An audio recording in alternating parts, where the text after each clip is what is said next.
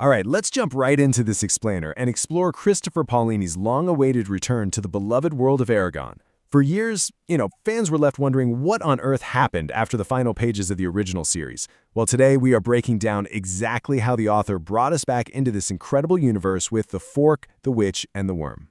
So set exactly 1 year after those epic empire-toppling events of Inheritance, this anthology acts as the absolute perfect bridge. It smoothly transitions us out of the original cycle and kicks off the brand new Tales from Alagaësia series. Think of it as getting a glimpse into the lingering consequences of the past while perfectly planting the seeds for the future.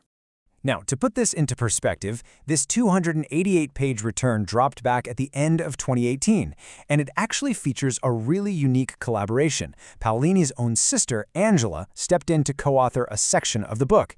We also see the setting shift way out to the far east of Alagaësia, taking us away from the familiar empire to face entirely new challenges. Here is our roadmap for today. We'll start with the return to Alagaësia, hit Tale 1, the Fork, Tale 2, the Witch, Tale 3, the Worm, and finish up with the final verdict. Starting with Part 1, Return to Alagaësia and the Heavy Burden of Leadership. You see, Eragon's life has taken a pretty jarring turn. We all remember him as the glorious dragon rider, right? The hero defeating dark empires and exploring untamed magic. Well, reality check.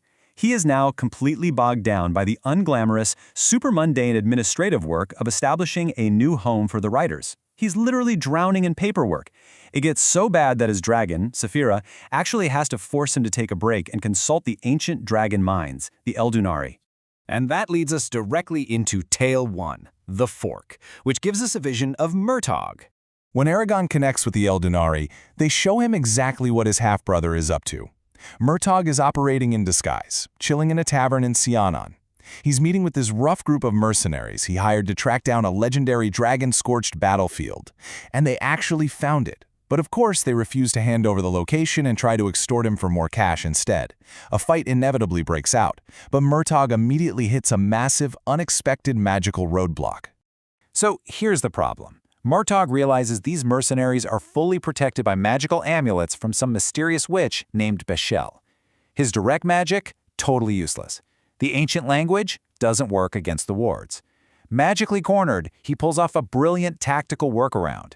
He enchants an ordinary tavern fork, turning it into a deadly, high-speed projectile. Because hey, amulets might block magic, but they definitely do not block flying silverware. He takes them down, reunites with his dragon thorn, and just continues his search.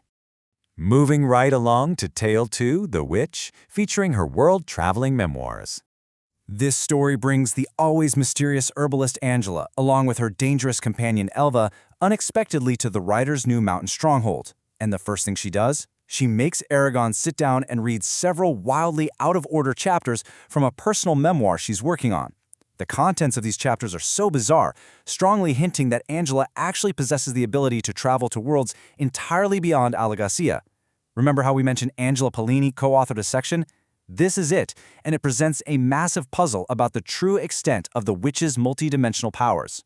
And in classic Angela fashion, when Eragon flat out asks if the contents of this mind-bending memoir are actually true, she answers ambiguously.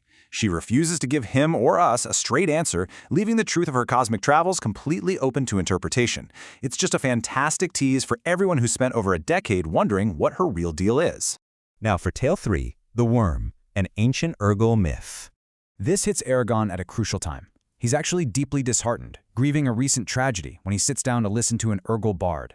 The bard recites the legend of Vermund, the Worm of Kulkaras. Basically, Vermund is this massive, wild dragon who terrorized an ancient Urgal clan, feasting on them before settling into a nearby mountain. Their greatest warriors try to slay the beast and completely fail, so the clan adopts by hiding in tunnels. But one young shaman's apprentice, Ilgra, absolutely refuses to live in fear. Her father was murdered by the dragon, and she starts studying magic specifically to find a way to destroy it.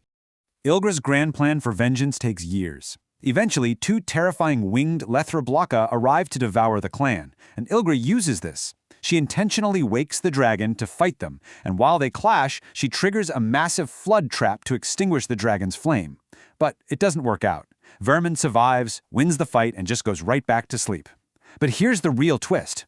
Ilgra suddenly realizes that despite all her rigorous study and clever traps, some terrifying forces of nature simply cannot be conquered.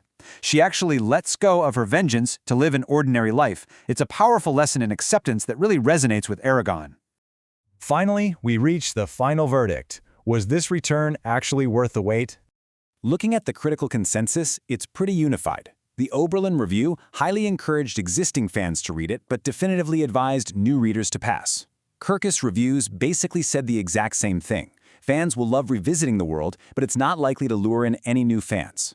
So, impartially speaking, the takeaway is clear. This is a wonderfully rich, nostalgic trip if you already love the inheritance cycle, but definitely not the best starting point if you're a total newcomer. But let me leave you with one final, pretty massive thought.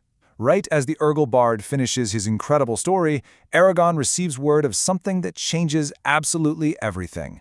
He learns that exactly one new dragon egg has hatched. After all his mundane paperwork and heavy worries about the future, a new dragon is finally born. So, what does this single hatching mean for the future of the riders, and what unprecedented adventures are waiting for them out in the East? Well, that is the question you'll have to take with you as we close out today's explainer.